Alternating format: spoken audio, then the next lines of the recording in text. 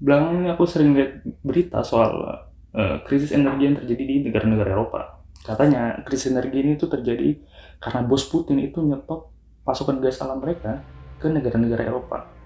Padahal gas alam ini tuh nyumbang 40% energi yang ada di negara-negara sana. Situasi krisis energi di benua Eropa tampak mulai semakin serius. Ribuan perusahaan di kawasan Eropa terancam gulung tikar. Jerman kehilangan tanda-tanda penutupan. Antisipasi ini Nasional Jerman secara menciptakan kerugian. Memperingatkan adanya konten. Kalau semua energi fosil itu hilang tiba-tiba, yang pertama bisa kamu rasain itu listrik. Listrik di Indonesia tuh hampir semuanya gunain energi fosil. Kendaraanmu juga mungkin nggak akan bisa dipakai karena kendaraan-kendaraan di Indonesia itu rata-rata masih gunain kendaraan konvensional.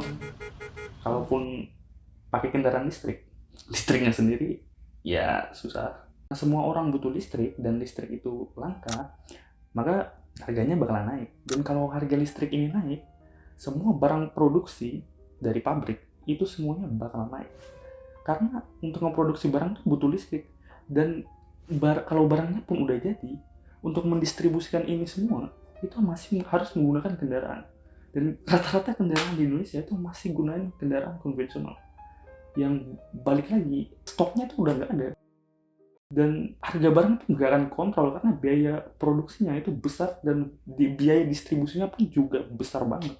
Dan kita mungkin sampai di suatu titik dimana uang itu udah nggak ada nilainya lagi karena nggak bisa ngebeli apapun. Kalau uang itu udah nggak ada nilainya lagi, kamu tuh bakal lihat skenario orang ngejar toko, orang merebutan sembako, pokoknya kehancuran lah di bumi. Melihat dampak habisnya energi tak terbarukan ini seiring waktu itu makin nyata, kita nggak boleh terus-terusan bergantung dengan energi ini. Jadi solusinya apa? Transisi energi.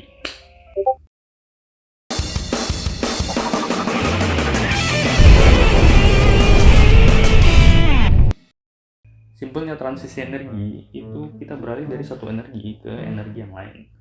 Dan opsi terbaik untuk melakukan transisi energi ini itu jatuh kepada yang namanya EBT, energi baru terbarukan. Energi jenis ini itu banyak jenisnya. Ada energi surya, energi angin, panas bumi, banyak lah. Dan jumlah yang banyak dan minim emisi. Dan kita tahu sendiri emisi itu jadi masalah di mana-mana. Emisi akibat pembakaran bahan bakar fosil itu udah jadi masalah seluruh dunia, dan diharapkan dengan transisi energi ini itu bisa menekan angka polusi akibat pembakaran bahan bakar fosil ini. Tapi transisi energi itu nggak semudah itu, butuh biaya yang besar untuk melakukan itu.